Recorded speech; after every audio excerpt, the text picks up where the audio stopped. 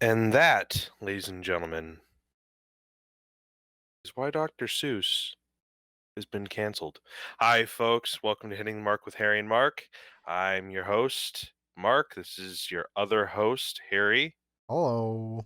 And I'm going to get this intro down right one of these days instead of just, oh, God. Oh, forgive me. We like to talk about things that no one else has the wherewithal to discuss. We have our fingers collectively, both together, touching tips Mhm. on the heartbeat pulse of society. Yeah. Make no mistake, the last 10 times we've had this podcast, I've said we're two idiots, but no. No, no, no. We are philosopher kings who discuss the intricacies of topics. Believe me, this is hitting the mark with Harry and Mark. And I'm gonna segue right out of this shitty intro. Harry, how are you doing this wonderful evening? Doing fantastic. It Yeah? didn't rain today, so that was nice. That's a fucking bummer because I love when it rains and you just shut up.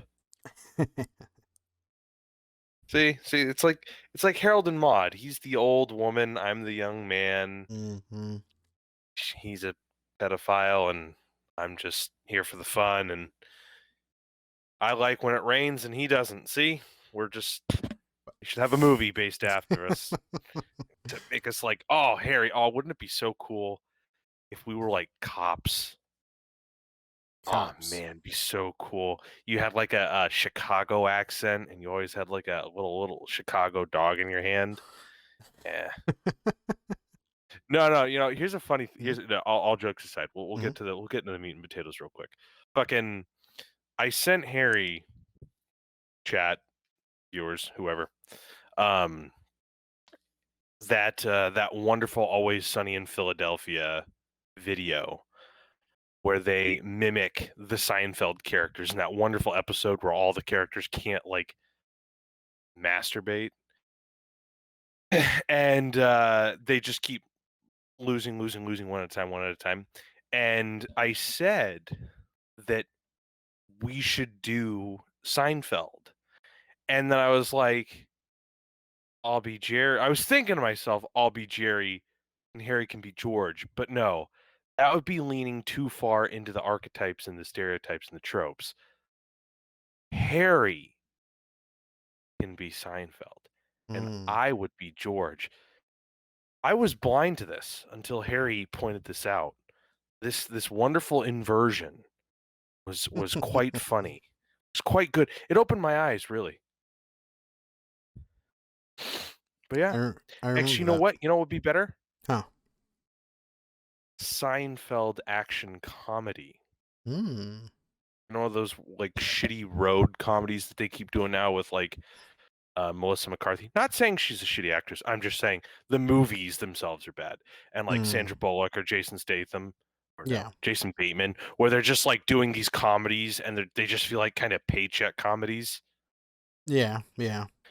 Like that quality, except like we have our faces surgically altered to look like George and then you to look like Jerry Seinfeld. I think given our like forms it would be way less painful if we just did me Jerry, you George, but I you know what, I'll go all in for the shtick. Why not? Sounds good. Yeah, sounds good. So let's get some of the news out of the way. mm-hmm. Jokingly, I mentioned Dr. Seuss getting canceled. Um, no, No. no, just no, no. For anyone who doesn't know, the Walt Disney, Jesus Christ, the Dr. Seuss like publishing name, I believe it's the Dr. Seuss estate, has simply elected to cease publishing 6 books. There's no government banning, there's no institutional banning, there's no nothing. This is a company that's seeing the way the wind's going on 6 books that no fucking kid has ever read of Dr. Seuss's, and they're like, "Hey, we don't like the fact that this person is painted yellow, and is called a Chinaman, and we don't like how these black people are negatively portrayed. And they're like, hey, we don't like that, so we're just not going to do that anymore. Mhm. And because the Republican Party is imploding, and because Fox News, OAN, Newsmax, because they're all shitty organizations that have nothing better to do and are like, also collapsing and imploding with the Republican Party, Yeah. are doing this whole culture war thing where it's like, oh my God, they're canceling Dr. Seuss. What the fuck? These communists just want to destroy your childhood. No, No. no, No. no. No, but Harry, I oh, I want to get your opinion on this. I mean, when it comes to Dr. Seuss itself,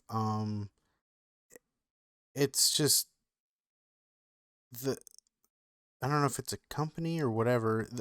The people who make money off of selling Dr. Seuss books actually have doubled their profits because of what they did. Mm-hmm. Mm-hmm. So, i- All like, those conservatives who are like, I gotta get the last one with the yellow person in it. well, it's either that or just people who like the move and buy it as well. Like, oh wow, Dr. Seuss is doing something before you know people were complaining about it. I'll Oh totally yeah. buy some Dr. Seuss books because there's plenty of Dr. Seuss books that are just fine. Yeah, Oh yeah, of yeah. course. So it like I don't know, like Like it's like everyone knows the main ones. The main ones are the right, ones everyone knows because they're not shit. yeah, Like I think everyone's like, "Oh, this guy's like the greatest children's author of a fucking century mm, and he can't do anything wrong. There's not a single bit of his work that can't be like viewed critically other than like, you know, the mains." right, That's silly. Cuz it's like the stuff that's getting like it is ceasing to be published is shit that I'd never heard of. Like yeah, I'm not like a Seuss aficionado like, "Oh, fucking he got a double mammectomy when he was 19." Fucking no. But like seriously, and there's a reason these books don't get turned into movies because like they're not the bread and butter of who Dr. Seuss was. The core of who he was some of the more higher selling, not the core of who he is, but like the core of his work is some of the best selling stuff. mm-hmm, So it's like who gives a shit? Like he's dead. No offense to him. His yeah, work is still out there. You're just ceasing to publish some of these works, given yeah, that they're kind of tasteless. yeah. I mean, Yeah. again, the good ones are still there. The ones that mostly everyone remembers are still there. And this Hmm. move, as I said before, has doubled their profits. It's like when it Exactly. comes to a capitalistic move, this is probably the best that they could have done. Oh yeah, fuck yeah. Like America's based off capitalism. They did what was best for their company, and they are profiting so Oh yeah. much. I don't And understand where the complaints at. yeah, well, no, because it's so there's a whole bunch of shit that's bleeding into it. Like I Right. wasn't kidding when I said the Republican Party fucking imploding. But what's going on now is I'm not kidding. The Republican Party is literally imploding. Hmm. They've lost Trump, and now they have to kind of like answer for their identity crisis. Yeah. The fact that they kind of like kowtowed to him for like 4 years, and then like the year before that, they're like, "Oh, we'll never have him," and then he just did shit, and they just supported the me the entire time. And Hmm. the media took that shit real personal when every Republican attacked them. All of a sudden, they had Yeah. the balls because Trump had the balls. So they have more scrutiny. The Republican Party is backed into the corner legislatively too. Yeah. And the media outlets have nothing. They have nothing. The jokes I was making last week about Marjorie Taylor Greene talking to Caitlin Bennett on her little podcast thing or whatever it is, Mhm. Mhm. you know, talking about, "Oh, the Equality Act, don't vote for it, it's bad." It's like, that's the thing. They can't argue on policy because they don't know what the fuck they're talking about. Mhm. Their media outlets don't do it either. They have to hype up this concept of, like, commies coming to steal your Dr. Seuss and, like, canceling you for sneezing on a black person. And I get it. I'm creating a very strong straw man. Mhm. But the scenarios that I've laid out, the identity crisis, the power vacuum, the inability to argue on policy is a fact. And it's something that the Republican Party and the conservative right and alt-right Mhm. are just getting fucking creamed in. They Yeah. haven't found something to legitimately hit the center on. And so they bring up Dr. Seuss. Oh, well, you know, oh, they didn't mention, or Biden didn't mention him in one of these speeches where he's mentioned every year. And at the same time, this publishing company's like, oh, hey, look, you know, this shit's kind of racist. Shit gets unpublished or like ceases to publish all the time, and we'd Mhm. rather just publish the stuff that makes the most money anyway. Right. And that's fucking it. That's really just it. Like, if you want issues, how about this? Fucking, and I had to I was like not researching, but like I was looking into this when it was an issue, and I was like, Mhm. because everyone knows the whole he was cheating on his wife while she was dying of cancer thing, and I'm like, that's pretty scummy. But Mhm. like, apparently, he was actually a pretty big anti-war artist, and he did shit that was like just ducking on fascism, like left and right in the 1940s, and then Mhm. fucking a couple months later, he would do a sketch of like a racist character of an Asian person or a black Huh. person. It's like his shit was wildly inconsistent. Like, sure, yeah, anti-Nazi, sure, yeah, that's cool, but like there was some anti-Semitism, there was some Mhm. racism, there was some homophobia in there. But it's like apparently he's also gone on record talking about his disillusionment with some of his previous work.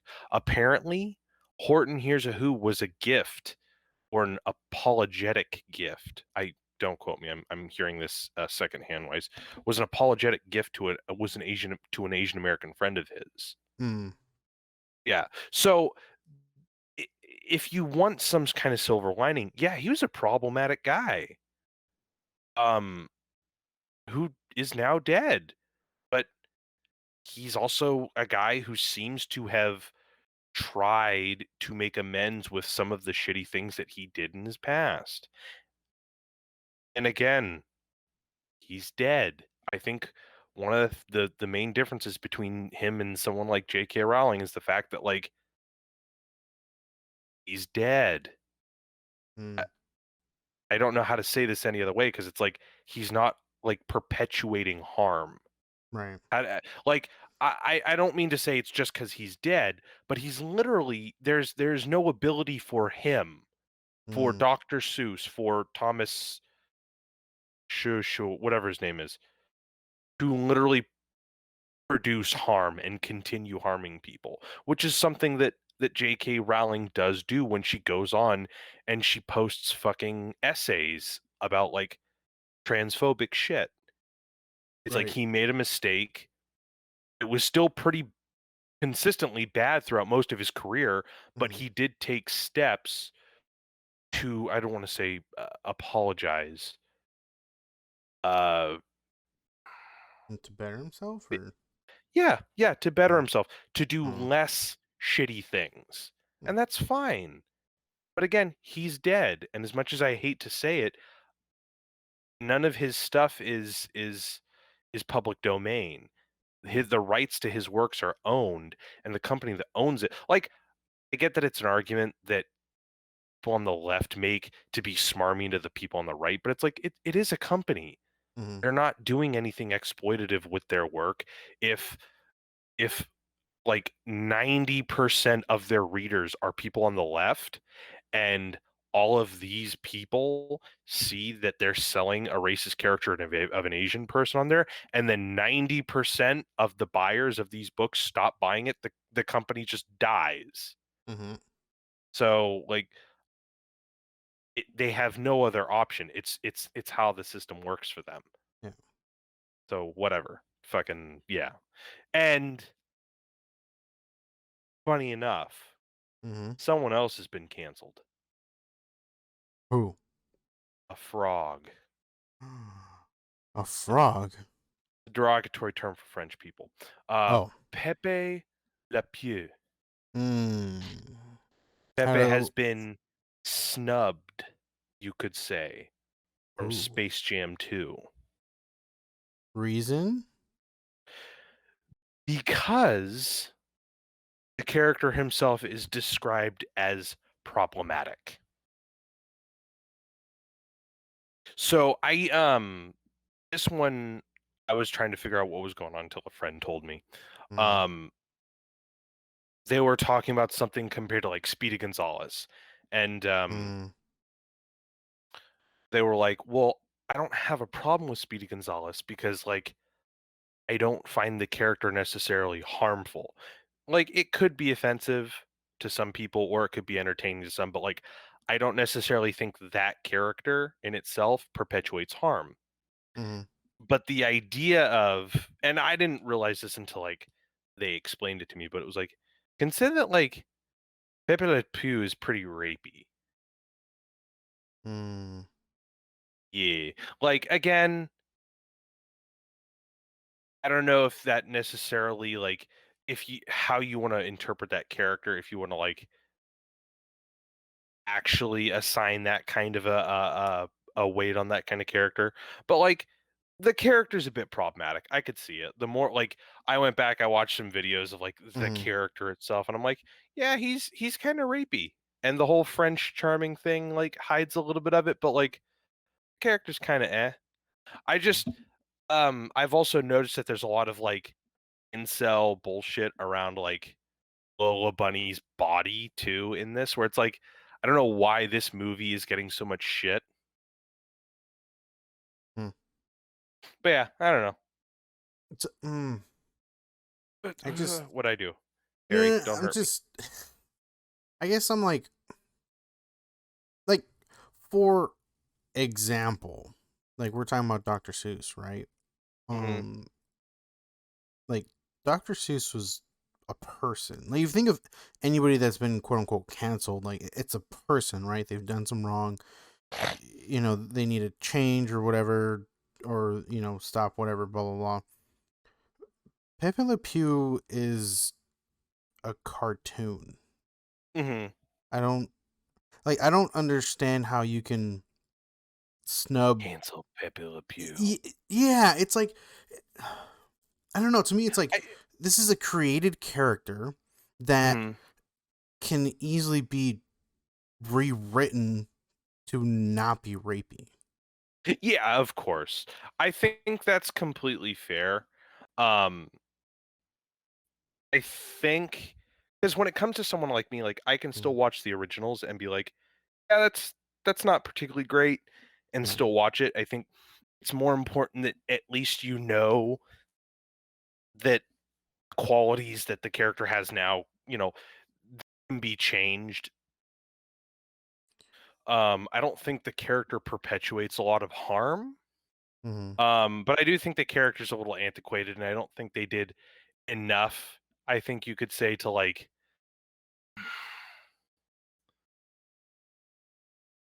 reintroduce the public to him yeah, because I think of all of the characters, Bugs, Daffy, Porky, and Lola kind of got like the whole mid 2010 kind of redo, yeah, and no one else really did. yeah. I don't know. It's weird. Like, Yeah, like I was doing the whole Dr. Seuss bit. I mm, heard about this and I was like, oh, I want to talk about it. And then I realized like I didn't look up anything for it. mm. Well, So like, right off the bat, it sounds weird. no, like, because it is, it goes with the whole Dr. Seuss cancel culture thing. Like, like I think again, I think this was a move, like the Dr. Seuss move from a company in a standpoint is really good. Like I agree with it. Like wow, yeah. I mean, and it shows because they're profiting.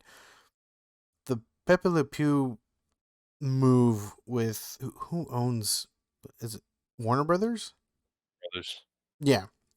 So the Warner Brothers move with Pepe Le Pew, it's like I think that was a bad move on them. Like I think maybe the ultimately it doesn't really matter because Pepe Le Pew isn't really one of the go the big to. Yeah, ones, it's not one of the big. It's not Bugs. It's not Daffy. Like you said, it's not the main Tweety or people. Sylvester. Yeah, Exactly, it's not the main people. So you can get rid of them, whatever. But to me, it's like if you rethink a lot of things that like Bugs has done or Daffy has done, like yeah, like why aren't they quote unquote canceled? Like yeah. Bugs has been in a episode that I believe has been completely taken off air because they portrayed racism towards black people. Um, Right, I've heard of that. yeah, so it's like if Bugs can do what is quote unquote bad, but still be, continue on, like why? Because in the end, it's just a made up character. It Yeah, doesn't make any sense to cancel a made up character. It's just rewrite the character. I can't think of any on top of my head, but I'm pretty sure there are plenty of characters out there that have been rewritten to, be better for the public. You know, right. I'm pretty sure Bugs is one of them. It's like maybe we shouldn't have Bugs killing people in the audience after when he's trying to play the piano. It's like stuff like that. Right. Like, yeah, probably not, dude. But it's like Pepe Le Pew, like he has like with your going back to what you were saying about Speedy Gonzalez, like I'm Mexican. I thought Speedy Gonzalez was fucking badass. He never got caught. Yeah, He got away, like he didn't get away with murder, but he would get away with like helping the poor. It's like, why would I be I offended by that? hear That's that all fucking the time. awesome. I was talking to my girlfriend, and she was like, "This sounds like something white people want to get offended for Mexicans over." Mm-hmm. Mm-hmm. And, like, it feels performative. Like, you wanna take away, like, the one animated representation of Mexican, like, Mm-hmm. Hispanic people and Latin people. And she said, like, maybe, like, his cousin might have been a little offensive, the The slow-mo slow one, yeah. character. Like, but I was like, "Yeah, you know what? I think that's pretty fair." Honestly, this goes into a larger argument where it's like,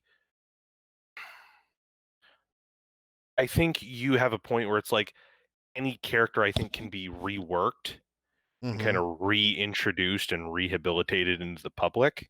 Yeah. I wonder if it's ethical, but I mean, I'm fairly certain you could, but, Yeah. like, it goes into this oh, shit, I just lost my train of thought.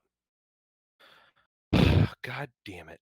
It gets into this train of thought where it's like, there are episodes of shows that are removed because it's an executive order, but or not an executive order, but it's like, it's an executive decision. Mm-hmm. It's like, "Yeah, see, we removed this episode where, like, a piece of imagery which might be racist or no, which is racist is in the episode," or like or yada yada. Mm-hmm. And, like, there's arguments that, like, "Hey, we didn't really care that that was there. We understand that it was a product of the time, that just this just feels performative." I Like, think don't get me wrong, when a company voices support for someone like Kaepernick or, like, introduces, like, LGBT, mm-hmm. like, characters in just commercials, that's performative. That is not because they care. It's because they are trying to gain, like, how do you put it? They're trying to gain, like, not woke points, but, like, gain that clout to use in the future and to Mm-hmm. appeal to a growing consumer base. Mm-hmm. That Mm-hmm. does not mean that does not mean that because they are doing it for a nefarious reason, that that does not benefit. That seeing people, of a different variety and seeing support for other people is not a bad thing. Right. But it sometimes it feels performative where it's like, well, we need to get rid of this character instead of maybe trying to find something else we can do with them, or like we Mm, need to get rid of this episode because it contains this, without really considering like, well, is it really problematic in the first place, or is there something that we can't do to fix the situation without completely just taking something out? yeah, it reminds me of a I forgot where, but they removed Gone with the Wind, and because they said it was a racist film, it's like it was a film that portrayed the times, you know, that the film was based off of. Like it was a Yeah. very racist time, and you shouldn't forget that. Oh yeah. Like Oh yeah.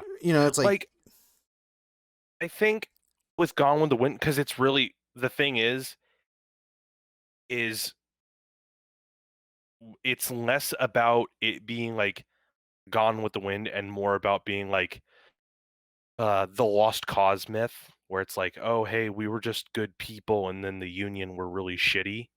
mm-hmm, um I think that came a little bit more into it, but like, yeah, I do think you're right, where it's like it's still a movie.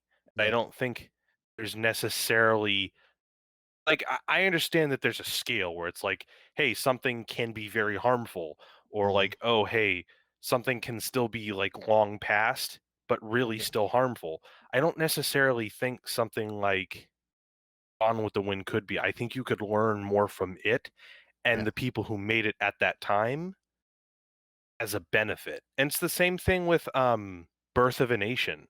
Birth of the Nation is this fucking magnum opus of this fucking racist dude who almost single-handedly reinvigorates the KKK. mm-hmm, Like, the the Birth of the Nation was screened in the White House in the 1910s, and Wilson said it was like writing history with lightning. Like, are you fucking kidding me? yeah, But I do think it has importance. Maybe not commercial or uh-huh, entertainment, absolutely not, because I think the movie is awful, but I had to see it when I was writing a paper, yeah, uh, for one of my studies, and, like, it's so interesting to see what a group of people thought, or how people thought this could be made, or the yeah. opinions of the people who made it. Fair enough. Yeah, Yeah, I can get behind that. fuck it. But yeah, I mean, cancel culture. It's um, I don't know. It like I understand that a lot of the Republicans are throwing it into the Democrats and stuff, but it's like I think it just goes both ways. I think it's something that you said before, where it's like seems like it's just a bunch of white people It complaining doesn't about things, and exist. it's like It's just it's people saying that like the woke mob is coming after them and mm, yada yada, and like they're arguing that like the gays and the blacks have taken power and they've got more power than before, and oh god, I can't make racist jokes anymore without getting canceled. Like, you it's probably not that. shouldn't be making racist jokes. Like Yeah. I think it's just pretty It's straightforward. just Like the idea that, yeah. Oh, sorry, go ahead. no, I was just saying like it just pretty straightforward that you just probably shouldn't be making racist jokes in the first place. But Yeah. it is what it is. Yeah. I'm on the Marjorie Taylor Greene hump, but it's so fucking crazy that I think it really speaks to quote unquote cancel culture Mm, when you're a congresswoman who literally has, whether or not you're fucking being expelled from your committees, by the way, yeah, you technically have the strongest platform in the world next to like correct. the presidency of the Senate. You are literally a part of the United States government, which is, despite all of its bullshit, one of the more better functioning governments, not counting the bureaucracy, with strong institutions. And you're going up there with a fucking censored mask talking about how you can't speak, how cancel culture is stopping you, when you're the one who's like harassing kids of school shootings, fucking being an anti-Semite. Like, oh no, I'm not an anti-Semite. I just, you know, I just think that their lasers are causing fires for capitalism and Mm, whatever. And it's fucking, there's evidence. Like, fuck you. Your ass should be canceled. Like, control, alt, yeah. delete your ass. But, like, yeah, it's just companies doing shit and thinking, I don't, fucking, Yeah. whatever. No, it's, Fuck I you, mean, Republicans. like, I don't know. It's just something that's obviously it's news and it's out there, and everyone has. I don't know. I guess everyone has their own opinion, but there's to a point, right? Like, Yeah. like there's a They're like assholes, bud. you know, Everyone's got one and they stink. yeah, yeah, Oh exactly. man, I could have put an even better joke in there. God damn it. You want to rewrite it? No. Come on, give it to us. Everyone's opinions are like assholes. Everyone's got them. And they spew shit. I don't know. I didn't have anything to begin with, but I thought I did. Okay, it's okay. Damn Uh, it. but uh, You know what? Let's go on to a lighter topic. Huh? lighter Huh? topic. Okay, I promise I won't go with a different view than what the mainstream is going with this one. okay. Bethesda has officially been purchased? Yeah. Has officially been purchased by Skygromoft. Guy, wait, what? Oh, Microsoft. Microsoft. Son of a bitch. Got you, fucker. You really did. So that means Okay, okay, that okay. all of the properties or all of the publishers underneath Mm-hmm. uh uh uh Bethesda, i.e. id Software, Arcane Studios, one or two of Mm. the other ones, they are now all under the umbrella of Microsoft. Actually, funny enough, Bear, Yes. most of the Bethesda titles are now going to be on the Game Pass um, fairly soon. Yep. dude, Game Pass just keeps getting better and better. Yep. Still I not enough know. for me to pay for it, but you know. Harry, I don't need that attitude. So, I actually wanted to get into something that I think is important to a degree. Mm-hmm. Um, I don't like this. Oh, okay. I mean, I'm intrigued. it's fine. It's whatever. Fucking, it's fine. But like,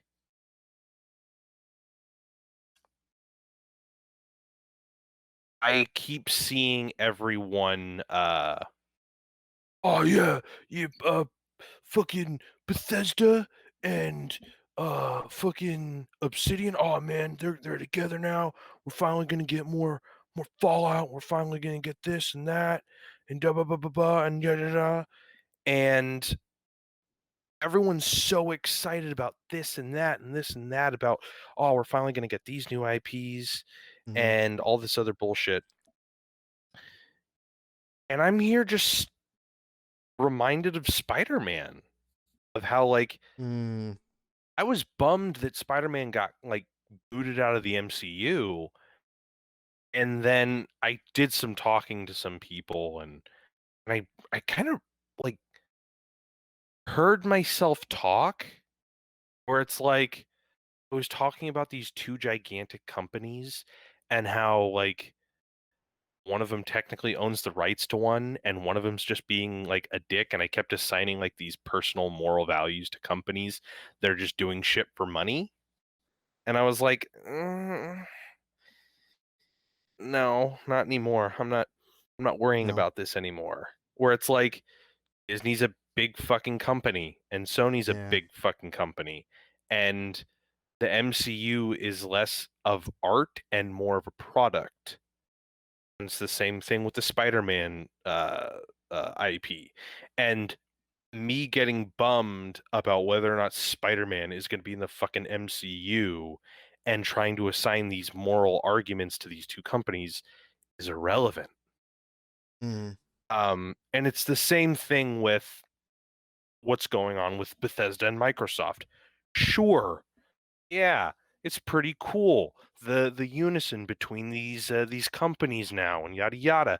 But now that means that technically Microsoft just bought up a shitload of companies now. Yes. Like Microsoft is becoming an even larger corporate entity. Um, fucking this reminds me when Disney bought Fox. You know, Oh yeah. Fox didn't just get bought up, Fox got fucking eviscerated. And I'm not saying that's what's going to happen to Bethesda, Right. but consider that Fox was one of the bigger production companies, studios that had a say in movies that were being made. Right. So now that Disney has essentially bought and cannibalized Fox, there are now fewer movies that are able to be made now. Like Yeah. Disney Fair simply enough. owns the assets and the rights and the intellectual property. It doesn't mean that they're going to be producing the same amount of content that Fox is going to be. That would be fucking insane. What are they Mm-hmm. going to do? Produce the same amount of two studios? They can gatekeep the kinds of movies that get made now. It used to be Yeah. owned by Fox. Listen, I'm not trying to harp for a company, but the idea of Disney becoming bigger and everyone's like, "Woohoo, X-Men!" And I'm not harping on you. I'm Right. excited for X-Men. I'm not, but like the indirect corporate like cheering kind of like gets to me a little bit when I think about it, where Mm-hmm. it's like, Mm-hmm. "Oh yeah, finally we'll get Fantastic Four in the MCU and da da da. Oh my god!" And here I'm thinking like Disney just fucking cannibalized Fox. Fewer like fewer films can be made, Yeah. and I don't necessarily think the film industry is better for it. Back to what's going on with Bethesda and Microsoft. I don't mean to say that like Microsoft is becoming this dark evil entity and everything's fucked, but I wonder if the same model can be applied to video games. Oh. Yeah. Because Bethesda was owned by ZeniMax. I don't know how that did they buy it from ZeniMax? Did they buy ZeniMax? I'm not entirely sure on the entirety of the issue. But Arcane, id Software, and a couple of these other groups are now owned by Microsoft, which means that these smaller companies don't necessarily have the say that they might have had before. They might have the capital now. If any of these companies were struggling, they're probably not going to be struggling now. They've got the capital to make whatever they want, but now they have to pass it through to Microsoft. Right. Unless Microsoft is just giving Bethesda unfettered access to their wealth. It's like, hey, just don't make shit games. Yeah. I mean, There's got to be some degree of control that they're exerting over these companies. like, Microsoft is the one who did Anthem, right? No, that was EA and BioWare. Oh Oh. god, they're in oh, Okay. And don't get I me just want fucking started. I just want to make sure. um, because yeah, you're right. Like like micro it similar to Disney, like you're saying, Microsoft basically has a hand in everything that's coming out, and it is scary. It's kind of like EA, like EA owns like EA comes out with a lot of fucking um games. Obviously a lot of them are like sports related, but they still come out with a lot of games, and EA touches all of them. EA no, that's Activision. I stand corrected. I was thinking about Blizzard, but I think Activision is another big ass fucking company that owns a lot of really big. Like they own Yeah. Blizzard, right? Which owns Diablo, StarCraft, Mhm. Overwatch, all Yeah, that. and I know it's not the same thing. I Mm-hmm. know that Microsoft has been fairly consumer friendly, Mm-hmm. but it doesn't change the fact that they're still businesses, and they're still Yeah. businesses that do employ crunch, that do employ, like, toxic environments, and we've talked a couple times about EA. Mm-hmm. EA recently was caught doing something I again, this is a brief gloss over. I'm probably butchering it. We'll do it next week if I want. Apparently was selling, like, in-game stuff Mm-hmm. behind the books or off the books Hmm. on, like, their own little black market for, like, Wow. actual currency.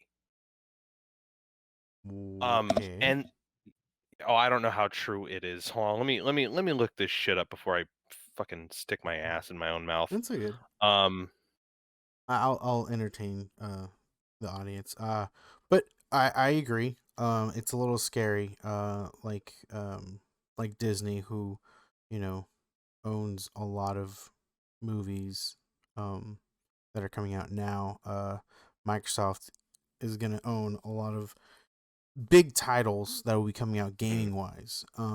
Like I was saying, like similar to Activision, who owns Blizzard, who owns a lot of big names, and they run Call of Duty, and it's Activision's a big name, and obviously with EA and now Microsoft as well, like they're kind of mhm. throwing their hat in the ring, saying, "Hey, we're part of this too now because we own Bethesda."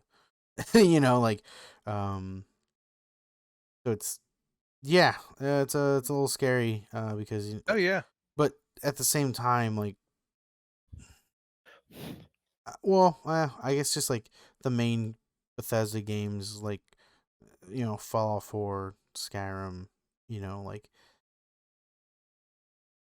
like with how Fallout 4 came out, I'm not too excited for the following because I don't even know Yep. if the following Elder Scrolls is going to be any good because I had a lot of high hopes for Fallout 4 and it reached some, didn't reach all of them, but so And I'm yeah, no, scared for because Elder Scrolls. I completely agree. Real quick, we were talking about EA. Mhm. EA killed games that people wanted to play. There were a Mhm. bunch of Star Wars games Oh yeah, that yeah. were being done by, like, Respawn and other groups that they just killed because there wasn't lastability or profitability. There was no online store. Mhm. They just killed it. They killed their own market to make Star Wars games. Yeah. And yeah, talk about fucking foot and ass disease. And then, um, we were just talking about, yeah, Bethesda. And Bethesda literally padded some of its own income with just Skyrim re-releases. Oh yeah. Like, they produce a game, what, technically twice a decade? 2 times a fucking Yeah. decade? And now they're just what? They're just reselling the same game? But And it's what do in you think's VR gonna now. happen when But it's remastered now. It's for the yeah, next with gen. It has with better with God graphics. rays. Ah, ah. Yeah, fucking whatever. And what's gonna happen? Is that gonna be better or worse when Microsoft buys them? Yeah. It Like, it they might. might have the liquid assets Mhm. for more games, more quality, Mhm. but they're gonna face deadlines, they're probably gonna get Yeah. layoffs, they probably won't get necessarily. I don't know how valid this is because they've been fairly consumer friendly, they've allowed companies like Rare and whatnot to create some of their own stuff, but what happens uh, when game development wants to come from the bottom up Mhm. instead of the top down?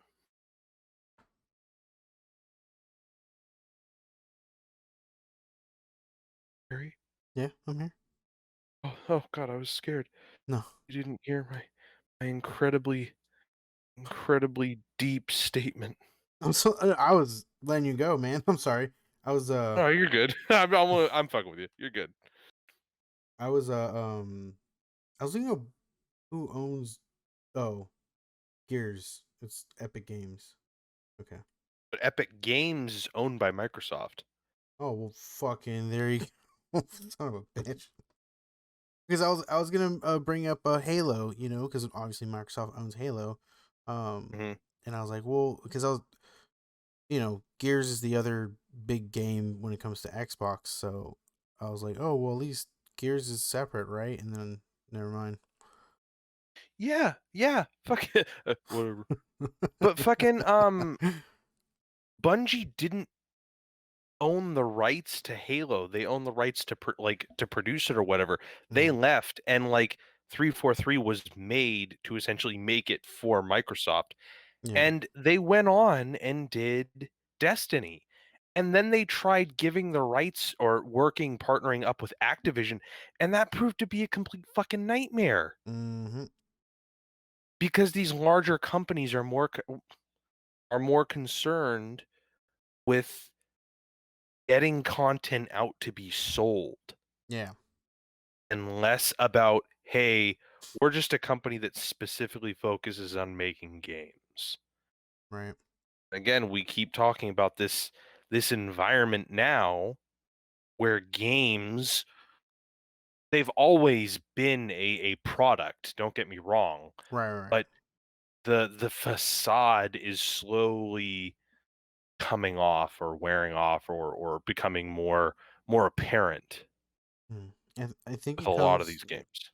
I think it comes down to what we talked about, I believe, last week about uh how I was bringing up how people our age are now who grew up playing video games are now the ones developing them and doing all this stuff, but they're still the the older people who are running the big businesses who Mhm. all they're looking at is profit, and they the video game industry has only gotten more and more profitable, and they're finding little ways to make more and more money, and it kind of sucks. Yeah. It's the and those industries are unfortunately ran by people who didn't probably grow up playing video games. They didn't grow up with Mario. They didn't grow up Well, with see, all these other games that we did, and yeah. so they're just looking like, oh man, these people are dropping so much money on these video games. Like that's a perfect industry to try to take as much money as possible. And it kind of sucks, because the people who are making the games are people who grew up playing games and making Mhm. great games now, but then the people who are running the business are people who are only there for business purposes. Oh, yeah. And see, that's the thing is, um, it's not just the people themselves running it, it's the business itself. Mm, The business, as far as I know, game developers don't have unions. Game developers have less of a say over the hours and the practices that they do at their own studios. yeah. What's really of difficult. A fucking brain fart again. God damn it. It's all right. It's only Harry, Thursday. where am I? Yeah, it's only Thursday. And then I've got another fucking 70 years to go of Yep. fucking memory loss. Harry, is the podcast still going, buddy? It's Huh? been 70 years since we've done the podcast. Fucking it's disappointing. I don't believe game studios have unions. They don't have the support they need from a Mm, company that, like, let's be honest, there is nothing a company should consider necessarily about its employees in the way of making money. yeah. If your labor can be extracted for the least amount of money, then they'll do that. And since you don't have the protections, we're just going to keep working you. Yep. And we promise that this game is going to come out and it's going to come out at this day and time. You don't have the time to finish it. That's too bad. And then what ends up happening is when the studio gets pushed to this deadline, Mm, they get shit on by the fans yep. when it's shit. Like, don't get me wrong, there's Fallout fucking 76, which is, it kind of fell under its own weight. But there Yeah. are other games and there are other instances where it's like, hey, they're just companies that are being forced to do this to make a profit. Yeah. It's like, where's the line between like somewhere like what Naughty Dog used to be because of some of the DMCA bullshit they pulled during the summer Mm, with The Last of Us Part 2, which yeah. kind of breaks my heart. Um, where I don't mean to be romantic about it. I'm sure Naughty Dog always had like every company, a degree of bullshit behind it, but their motto at one point was simply just producing something one at a time, just for entertainment and Yeah. making a profit from that. The thing is that what you and I experienced or lived in was uh this era where a company made one thing. Yeah. A company made the games. And then they got bought up by this umbrella that told them to produce games even though they themselves didn't. Right. So that's the disappointing part. Yeah. And yeah, it's not much, fortunately, someone like us can really do about it. But you know, it is disappointing because, yeah, like it would be amazing to get games like Fallout 76 is probably a game that I was super stoked for, just to be able to play Fallout with friends, Oh yeah. but the way it is, and then also stuff like the way Halo turned out, and I think a lot of other games that just came out that, like it came from a great series, but you know, the business aspect just took over, and you know, just had, or like, Had just, more to say.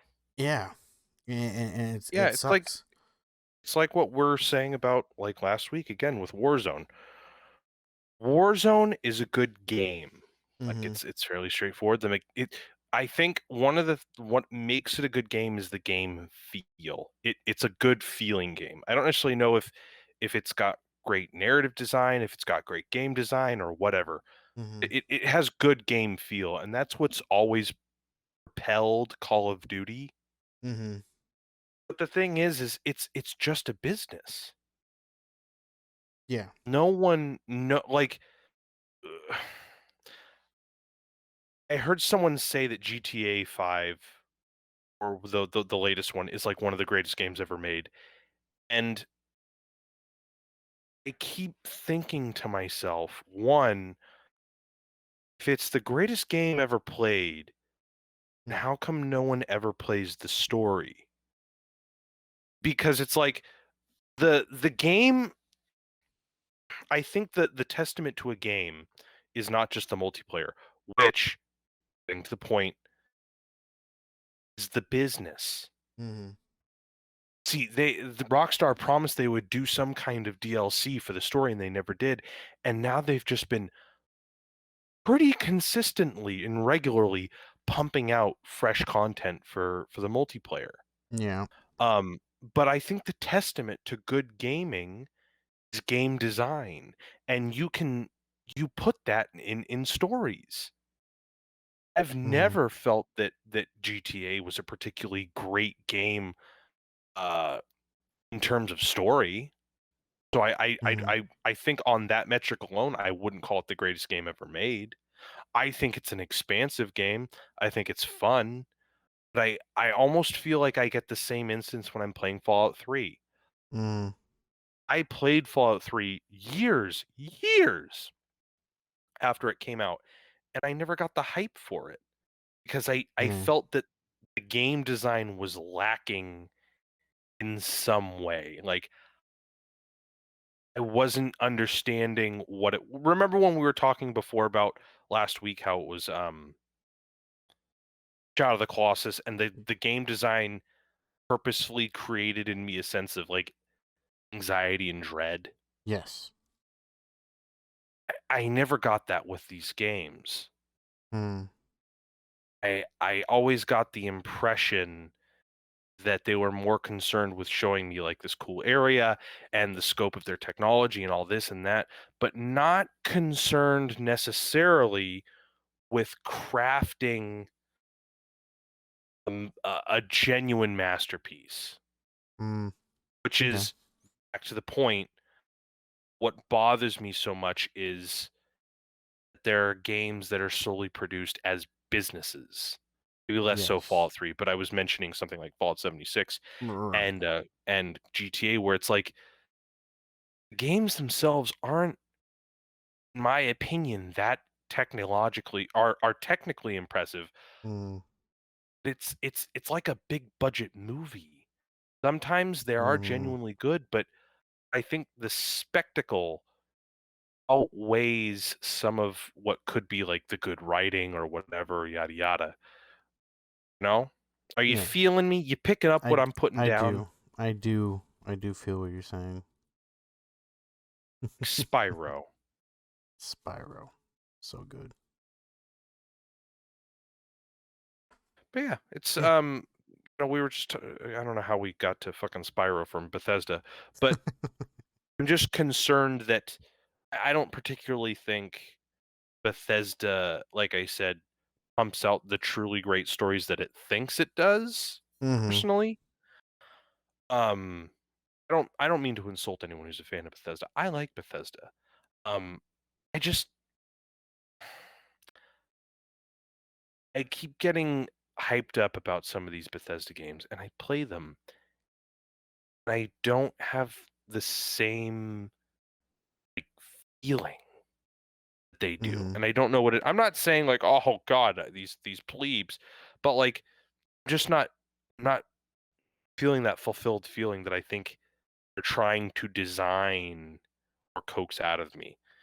Mm-hmm. And then it hurts even more when they're just producing, like, a million remasters of the same game. Yeah. Yeah. Anyway, Yeah. I promise this time we'll talk about something fun. Fun. Did I you wanna like talk fun. about WandaVision? WandaVision. Oh. WandaVision, WandaVision. Where to start? Harry, you give it away. I've been flapping my yammers the whole time. That flat, flat, flat. WandaVision season finale, series finale.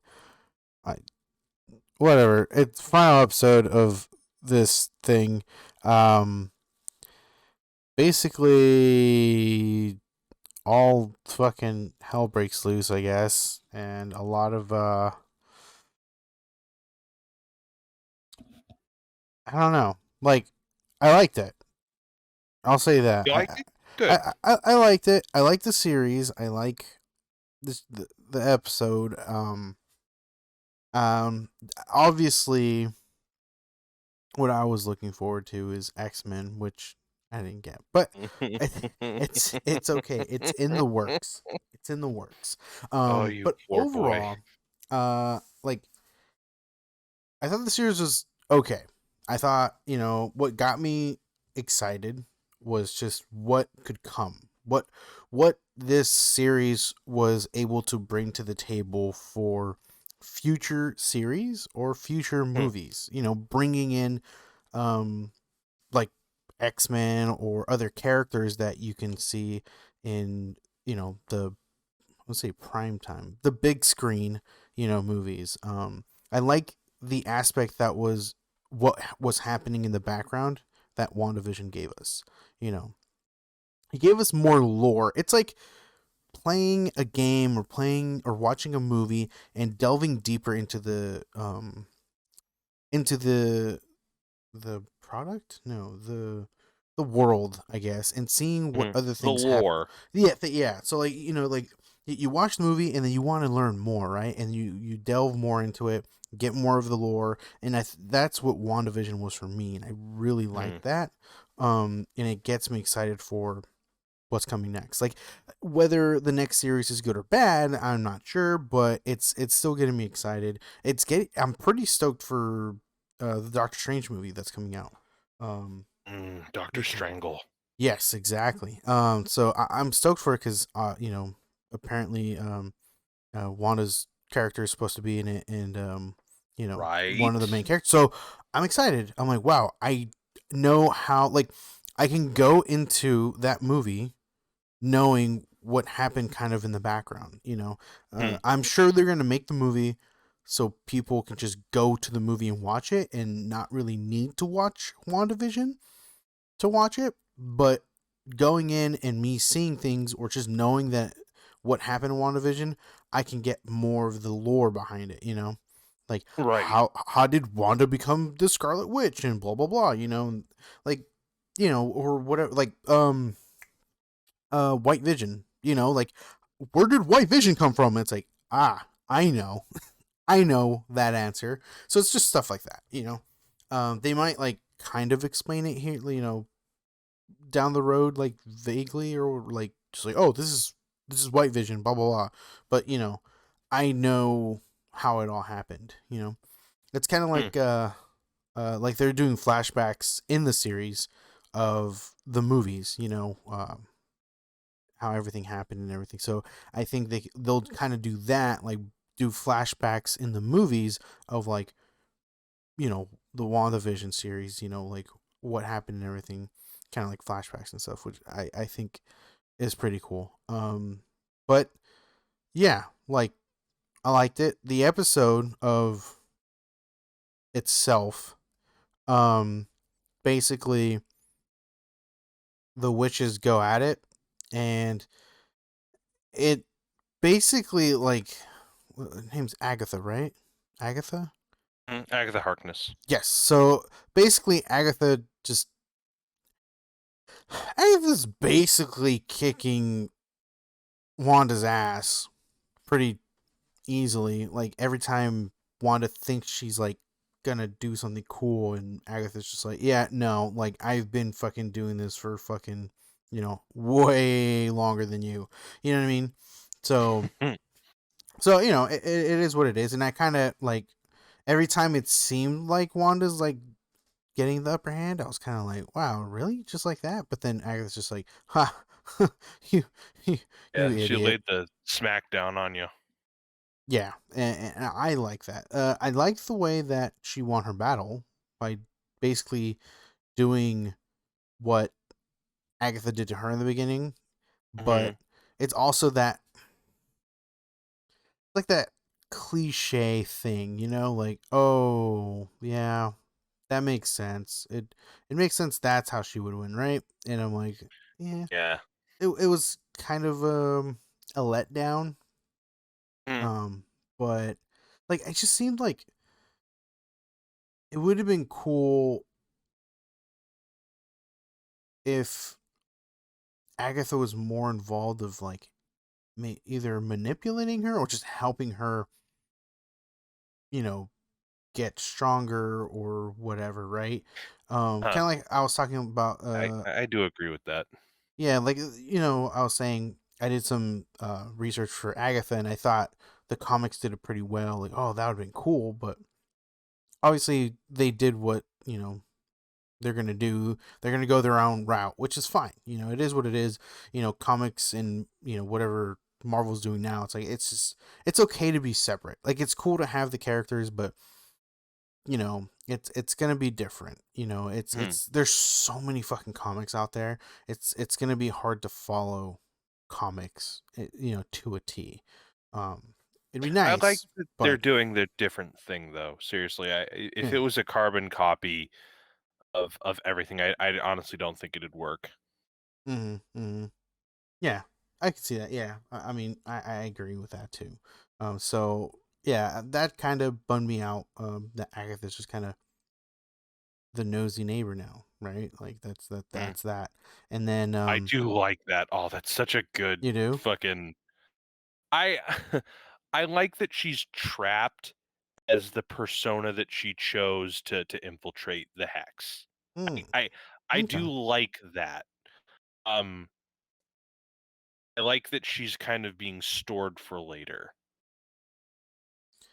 Yeah, I mean, it's just that kind. Like I get why they did that, you Mhm. know, but it's just kind of like, to me, it's like, I don't know, like, it's just like, oh, whenever we decide to use her, we know where to get her. It's kind of like, Yeah, like I wish it's like, just, you're gonna like it's pretty use her. foreshadowy. Yeah, Like, "Oh, like look, we're obviously gonna use her for later for something." yeah, or like they can do what Dragon Ball Z did, and completely forget about a character.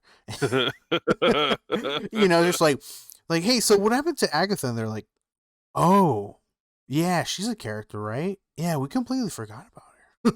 Like, we forgot she was a character. Oh, whoops. It's like I'd stuff like that I'm like, I'd pay to see that. like really, like, I don't know. It's just like they're like kind of just keeping Agatha as a character in their shirt pocket, like, just in case I need you for something. I don't know Mhm. what, but I don't really have a plan yet. But I'll if I do, and I kind of need a character like you, I'm gonna pull you in. Yeah. Like, It's I completely agree with what you're saying, but I do like the the poetic justice she succumbs to. Not yeah, fair necessarily enough. the foreshadowing idea, but the, uh, the cruel twist of fate it is. Yeah, yeah. I guess like like she could have easily been like obviously killed, or she could have gotten away, or Forgotten about. or forgotten about, or whatever, right? Like there could have been so many other things um that could have happened to her character, but I think that you're right. Like, just the idea that she's just stuck being that person until Wanda decides to relieve her of that. It's pretty. Mhm. Yeah, fair enough. Okay, I can get behind that. Was the whole Vision thing, I was a little confused. Like, it the whole not Vision, white Vision person, um didn't really last long. Project Um Cataract. Well, yeah, if I may, yes, go for it, please. I think so I'll just I won't just say this, I'm gonna fucking talk a lot 'cause I'm a talky fucker. Yes. Um, I think the issue I'm not gonna lie, I found the last 2 episodes kind of lacking, and I Hmm. find the 3rd act of the show Hmm. to be the weakest portion. I can get behind that. Having said that, uh, I think the White Vision bit was teased a lot and introduced too late.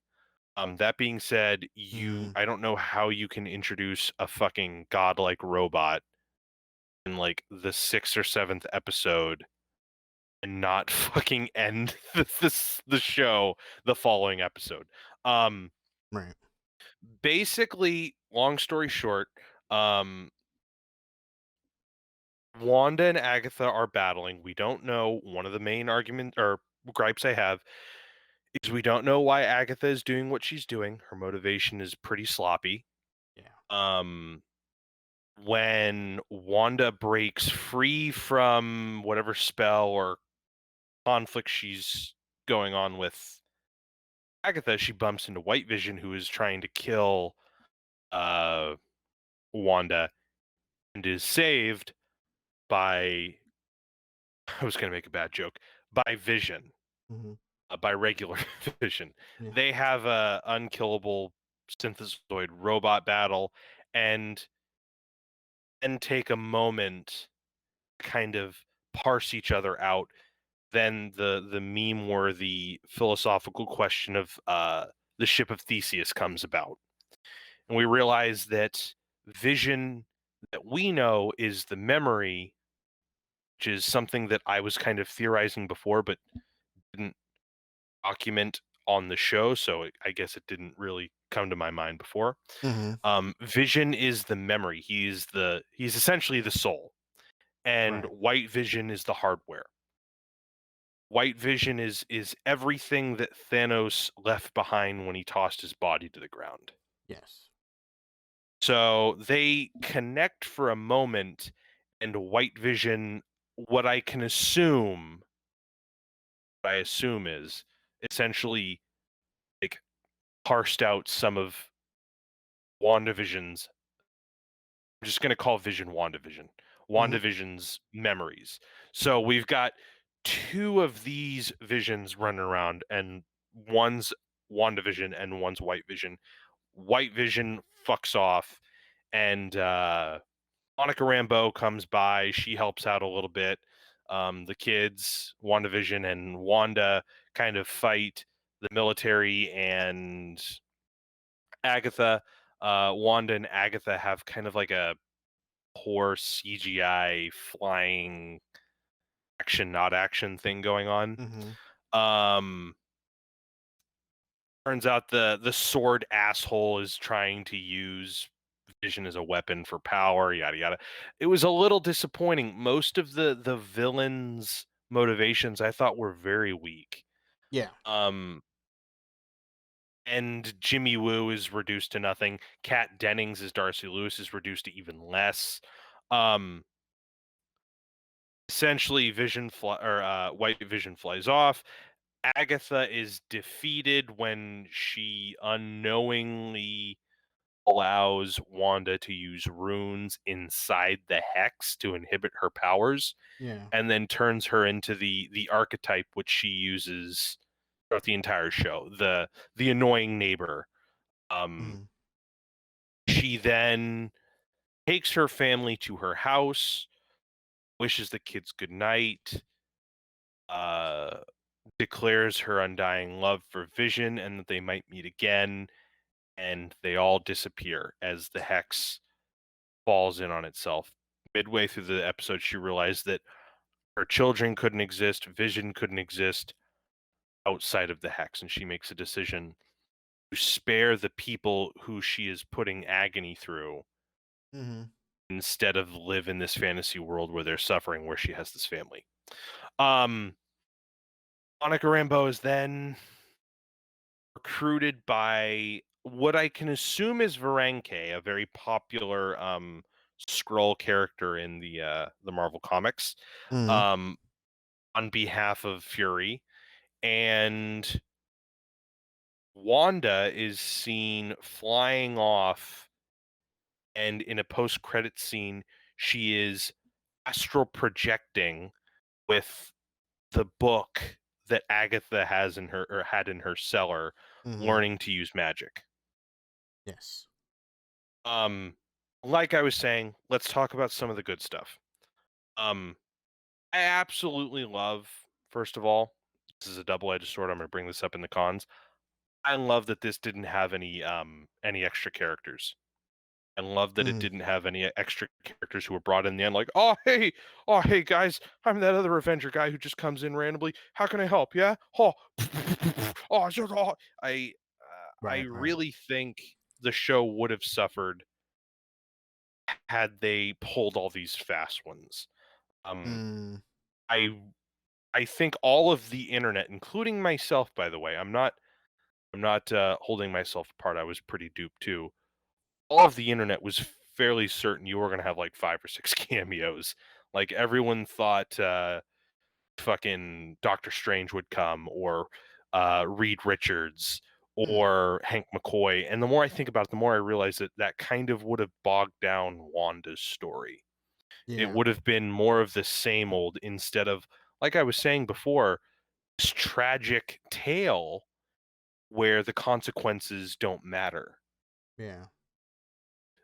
Because again, we can see Wanda in Doctor Strangle too. Mm-hmm.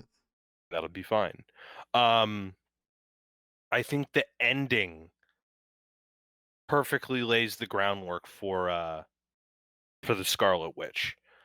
Uh, it kind of, all things said and done, motivation wise, is terrible, but Agatha is actually a pretty good foil for uh for Wanda at the moment too, which is young, uh kind of ostracized by the people that they loved. considered unknown quantities. Um, I would really, as I've said, I would love to see her become a villain or maybe some kind of anti-hero. And I think we're going to further Mm-hmm. see that in Doctor Strangle. Yeah. Um, Paul Bettany's great in it. The ending bit where he professes his love to Wanda and they talk about seeing each other again. It was actually really, really riveting and it was really heartbreaking. Mm, And the two of them sell that moment so well together. yeah. Um, let's see. I think altogether it was a satisfying ending. Mm-hmm. Uh, it did close the door fairly well. I'm trying to think of nicer things to say. um, all things said and done, let's go to cons because I think the cons are some of the more, and I want to be constructive as best I can. I don't want to be like, oh, this Right. fucking sucked. Right. Um, again, I'm worried about character depth Mm, because I think one of the things that I think was a benefit to not including an overarching villain was it gave Agatha a sense of agency, and it gave the mm, sword dickhead a sense of agency. Like, oh hey, mm, they're just evil because like they want to be. mm, They're not like working on behalf of some extra credits dude. But right. see, that's another problem is that now they're just there. Like I don't get what Agatha wants. Like I get that she wants power. Right. Like I can visually see that she kills her mother and her sister witches in the Right. past scene in the 1693 scene. Yeah. She's like sucking the power from Wanda. That's fine, But but like what? There's so many villains who already do that. yeah, exactly. There's no. I really would have liked more motivation and a little more like heart from her. Like the whole. I think Catherine Hahn's performance is absolutely great. Like throw this woman a fucking Emmy or something. But her like her literally embodying the obnoxious neighbor is Yes. that trope is so good. I think there's some lacking in like what she wants, why she's there. I think it rings pretty hollow when she's just there and she's just like doing evil shit for no Mm, reason. right. And it's the same thing with what's his name, and it's a testament to how forgettable he is. Like he literally just has like a cookie cutter mustache twirling thing like, oh yeah, I want to release the vision and stop the Scarlet Witch and I'll be a hero or I'll have the power and all that. And like, Right. seriously, dude, come on. Like, I think one of the problems is Marvel fans are trained to spot Easter eggs and they're meant to spot like fake outs, right? Like Yeah. this guy isn't just this person. This is this guy, or he's working for Kang or and Sabanur, or whatever. So it's like people are disappointed because this person isn't a lapdog or this person isn't like an overarching villain. Like I don't mind having some throwaway villains or having some minor villains, but I was really disappointed with Catherine Hahn's part, not her, making a very clear distinction. Agatha Harkness I think is a very disappointing character at the moment because there's no sense of understanding like what she wants. um Another big disappointment was Monica Rambeau. Yeah. They touted giving her these powers, and I don't mind her not like understanding her powers all that well. Um, that's fine. It's still like a little origin thing for her. To be fair, this was partly her story. Yeah. Like they really took the time to draw a lot of comparisons between Monica Rambeau. Oh God, what is the young actress' name?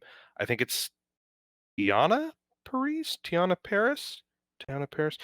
They really took the time to kind of not only make Catherine Hahn's character a foil, but also Ms. Paris's character, Mm, Monica Rambeau, a really solid foil. Mm, And they did nothing. They did nothing for her except just set her up for another movie or another show. They just kinda tucked her in. She gets nothing. Uh, Jimmy Woo, the actor who plays Jimmy Woo, he gets shafted too. He's yeah, reduced to nothing more than just a couple moments, and Kat Dennings too. Kat just Dennings is disappears. just there to be Darcy Lewis, apparently. Yeah. Um, I do think the show did a lot of its characters, other than Wanda and other than Vision, a lot of disservice, and Mhm. I almost feel like there are too many characters. If I'm if I'm thinking of WandaVision, this show, and I'm Mhm. thinking the main characters are Wanda and Vision, you gotta introduce a couple minor characters. There are at least 1 or 2 characters that just should be chopped out of here. Yeah. I think I don't know. I don't know who it would be. Um, but let's see. Like I was saying, the 3rd act I think is the weakest. I think the show is at its strongest when it leans into those kinda cliches and kinda flips them on their back. Mhm. And then the 2nd act of the show is kind of like, "Oh, hey, the mystery, da da da," and then the 3rd act is just kind of like, "Okay, well, it's all conventionally MCU now," which is Yeah. a little disappointing. Um Let's see, what else? I hate that I'm harping on this show now. I've been lauding it the entire time. I just think it goes to show you that the ending Yeah. is really important. Mhm. Mhm. Like, don't get me wrong, I'm excited about where the Scarlet Witch is going. I'm excited about White Vision, but Like, no, I agree. Like, Vision and Wanda, the main characters of the series, we're excited to see where they're going. It's just the problem is you had all these other characters that we got attached to that just kind of went bleh. yeah. like like okay, so what about everyone else? Like it's like uh the Evan Peters character. Like what Oh yeah, he was just a something boner. Yeah. yeah, like Randall Boner, like just so he's just a random ass like, which is fine. I get it. Like, it's this whole like, oh, Quicksilver, Evan Peters, blah blah blah. Like, it's a funny joke. Okay, I get it, but it's like, Mhm, it's still like, what? Like, really? Like, mhm. you could have gotten like, it would have been, I don't know. Like, I guess they couldn't have gotten the original uh actor because They talked Agatha about it. yeah, Agatha even explains why, because like, oh well, your brother's body is in a different like Yeah. completely different area, so I can't really use his body. But it's like, so like I get it, but at the same time, like, I think it goes to what you were saying about how like like introducing like another Avenger would ruin the storyline, for or Mm, take away from Wanda and Vision. And I think that's kind of what happened with his character. People were excited to see, oh man, is something going to happen with this character? Is he actually going to be, Quicksilver, or what's going on? Like the whole Mephisto yeah. thing, or it's like all of that was like it, like, yeah, it's like, theories and all this stuff and Easter eggs and whatnot, but it's still kind of like it really was a letdown in the end, because it's like he really was just some random person. Yeah. Like, what? And I completely agree with you on that, where it's like the internet literally psyched itself out, Yes. where everyone was like, "Oh, it's Mephisto. Oh, it's Nightmare. Oh, they're Mhm. gonna do something with Death or the Grim Reaper. Or, oh yeah, oh, fuck. Oh shit, we're gonna get that. Like, we're gonna get that guy. We're gonna get we're gonna get Mhm. the guy. We're gonna get the Thanos tease. Oh man." And like I was saying, that that would have done a disservice to the characters. Yeah. But I'm torn because it's like you either have the lackey, like Agatha Harkness, who is like Mm-hmm. either like slave to Nightmare or Mephisto, or you have what we just got, which was an underbaked villain who I think is a solid foil, Mm-hmm. could have been so much more Yes. had she been like a complete autonomous character with fleshed out character design. Yeah. I think that's the problem with these short series. I think there should have been, like you said, more episodes to really get things going. Or Yeah. I don't know. Yeah, it's just like, I think it was a missed opportunity to get someone to get that actor into a role in the MCU, for something Mhm. else. Now To it's be fair, I could actually see him coming back in other bits. Maybe not like a big part, but I could definitely see him doing something like Jimmy Woo, yeah. where he's a guy trying to be an actor, right? So Mm. why not just have him play Quicksilver in like a movie that they make of the Avengers in the MCU, A movie or within like a movie. right, yeah, you see, I roped it uh, around to my shtick. yeah. Or he's a guy who you see in like something like Miss Marvel, Mm. who's trying to like suck up the fame that he gets from the event that he was in. Mm. Okay. Like, Okay. of course he wouldn't be Quicksilver, but Right. Evan Peters has gone on to say, like, "I'm just happy to be a part of it." And Yeah. I would love if they integrated him enough. Not I don't want him in, like, a lot of movies. I don't even want him in probably more than 3 movies. But if Right. they gave him a 5-minute scene in one of these movies eventually, or an after credit scene where Mm. he's doing something funny or silly or meta, Right. that'd be completely fine. Yeah. I can get behind that. Ah, Yes. ah. Ah. No. Ah. Oh, Oh bless you. god, that was not part of my review. Um, we have to we have to talk. We have to talk about Wanda's outfit. Wanda's outfit. The Scarlet Witch outfit. Yeah. I like it. Um. Let me let me rephrase that. I like the top half. Yes. Yes. It gets rid of the cleavage. It's not over sexualized. I like that all things said and done, they Mm-hmm. managed to I think they managed to make what was in the comic a very sexual outfit, more Mm-hmm. ferocious in a less sexual way in live action. Mm. Yeah. I mean, she is a That like mom, so exactly. Wanda Milf Samov. I don't know. That was bad. That was bad from the it's ground okay. up. Never mind. Jesus. No, but Fucking sue yeah, me. I can get behind that too. Like Yeah. it's I mean, Scarlet Witch. I mean, it's hmm fucking badass. Like, That being said, like yeah, I said, the only thing I don't care for is the like the semi skirt or the little yeah, procession thing behind her. It just doesn't work for me personally, but that's yeah, just like my own like aesthetic or personal aesthetic vibe.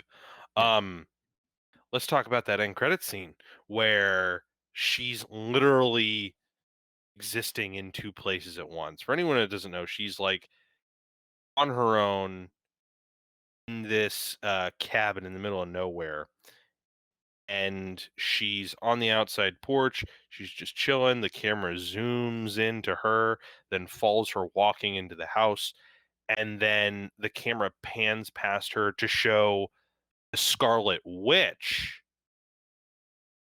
So Wanda, that we've been panning into, then the Scarlet Witch floating kind of crisscross applesauce in midair, looking at the tome that she stole from Agatha, studying the magic. and hearing Mm. her children's voices screaming out to her. So in the final episode, a reference was made to Doctor Strangle about how the Scarlet Witch is technically more powerful than even the Sorcerer Supreme. Mm. So that lays the groundwork for the multiverse of madness. And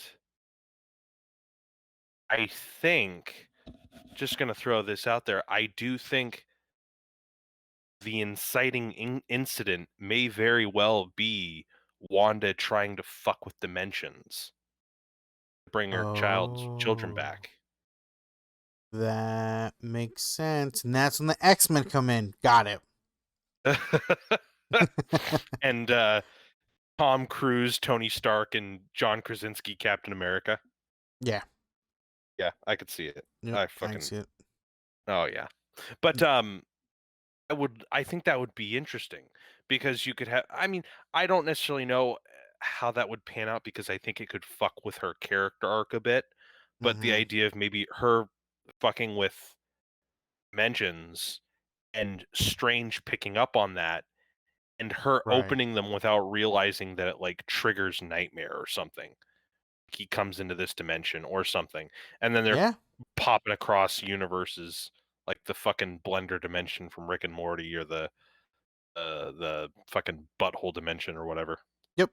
I think that actually be pretty cool. And I can see it happening. I think you're Mm. right.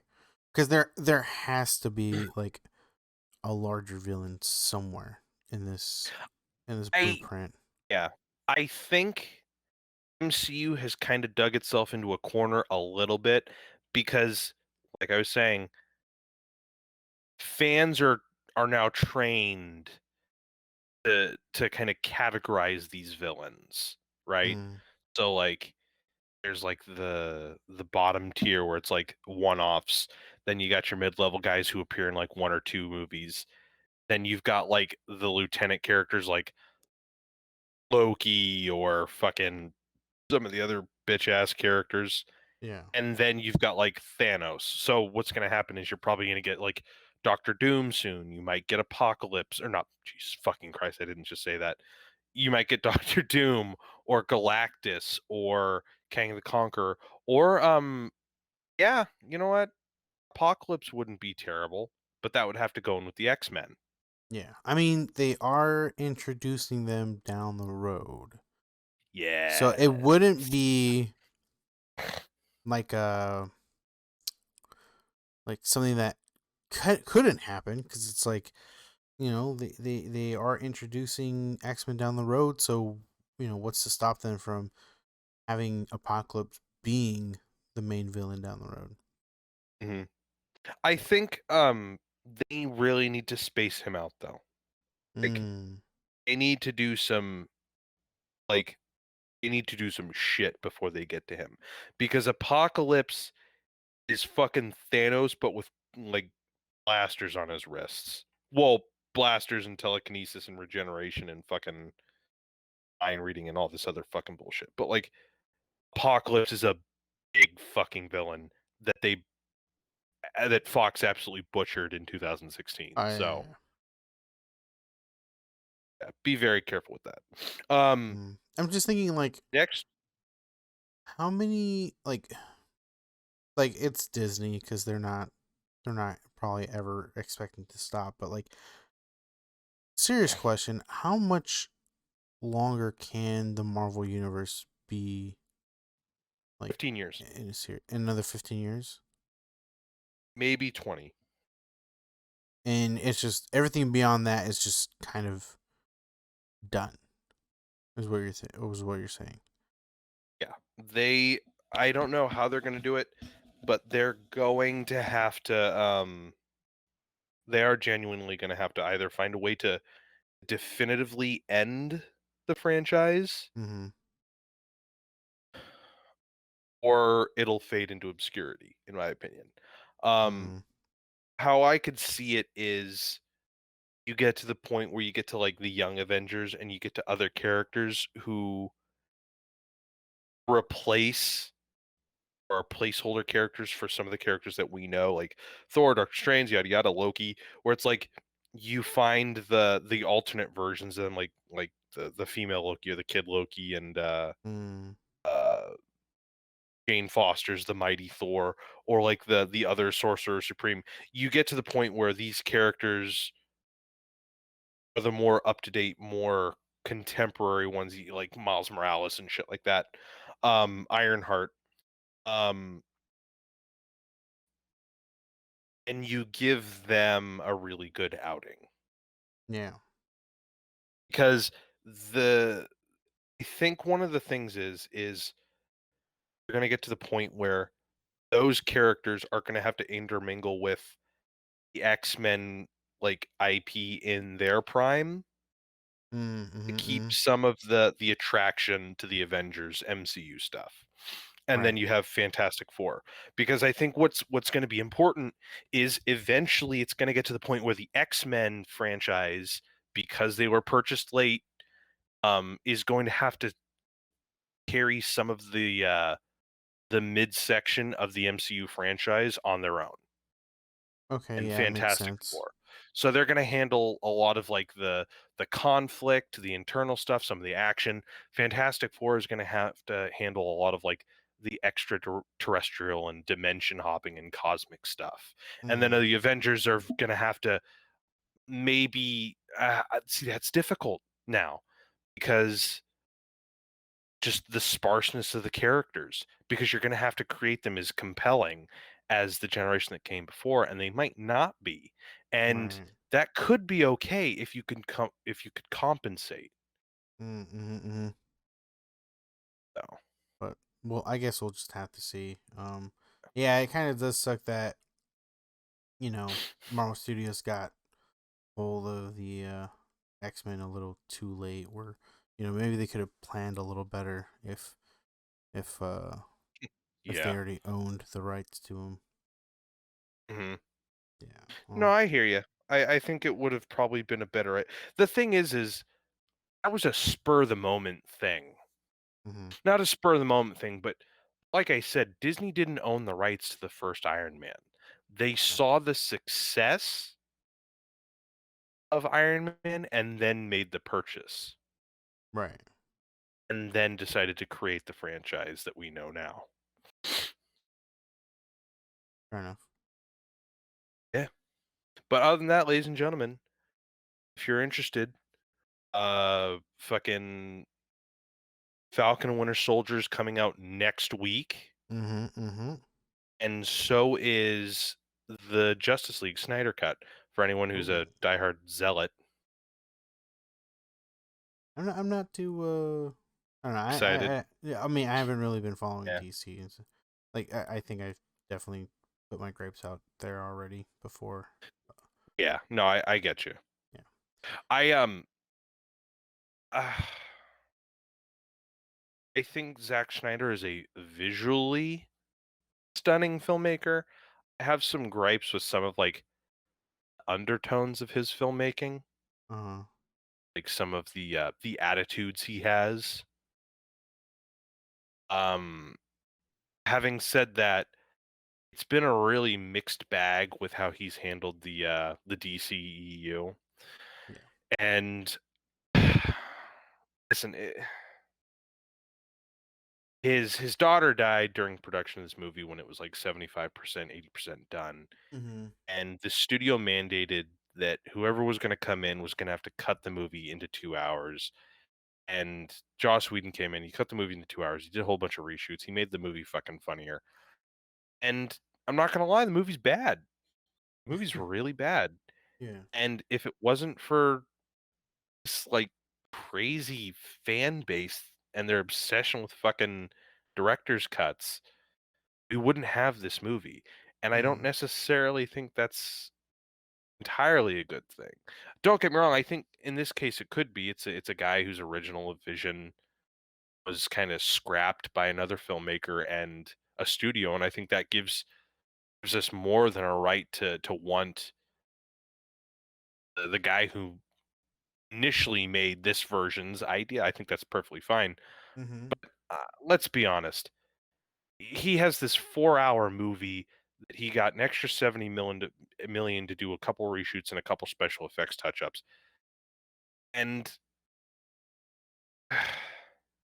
4 hours? Are you kidding me? It's not it's listen, there are people out here who are so excited for it, and I'm just sitting here like, dude, he didn't quite do Superman right, and then he went kind of all over the place with Batman versus Superman, Mm-hmm. and now you're all excited about a 4-hour sequel to that. Yeah, it's a You're only fucking long excited film. because of yeah. Oh, yeah, exactly, exactly. You're all just excited about the fact that, like, Joss Whedon's a fucking dick and he's not attached to this. You're all fucking excited that WB fucking yielded to fans and all that kind of shit. Like, I don't Right. think this is going to be a particularly great movie. I think it'll have parts in it that are going to be better. I think there will be parts that are more fleshed out, maybe a couple parts that are Mm. more nuanced. It's still going to be the same dark, brooding, over bloated, overproduced like schlock.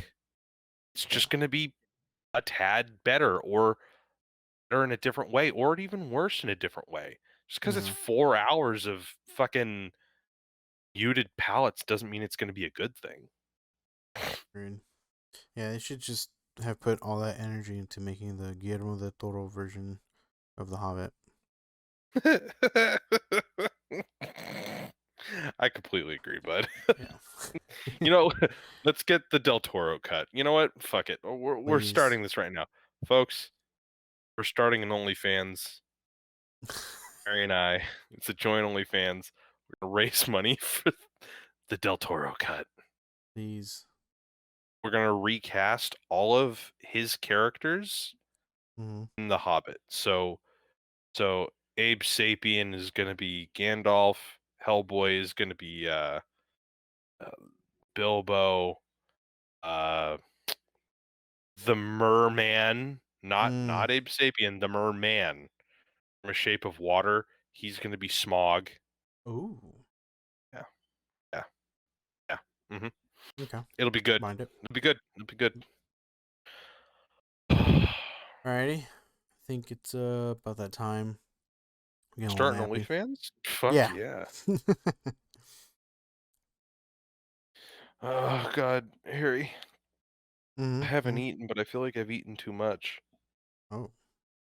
I know, it's so bad. Wait, is this thing still on? Alright, folks, we're gonna get out of here. Ugh. Alright. We have things to talk about, and I'm gonna do it since Harry doesn't like doing it. We got the YouTubes channels. If you like to listen to us, you can hop on YouTube's for Hitting the Mark with Harry and Mark. We also have an email, which I don't have on me at the moment. You can refer to our other fucking email account or our other videos for that shit, you lazy fucker. We also have a Twitter, a Twiter, a Twitler, Mm-hmm. or a Mm-hmm. Clitter.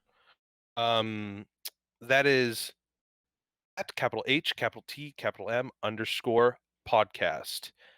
HTM HTM underscore podcast. That's hitting the mark underscore podcast. Feel free to message us. Tell us how we're not left enough or how we're commies or whatever. And yeah, we Yeah. love to fucking hear from you. We'd love to get input. Um, we do love just sitting here chatting. Almost all of this is stuff that we would normally just talk about if we were just hanging out normally. Mm-hmm. Um, we wouldn't mind getting some input, any kind of like little sections that we can officiate or things that we could do every so often. Yeah, drop us a line if you're interested, okay?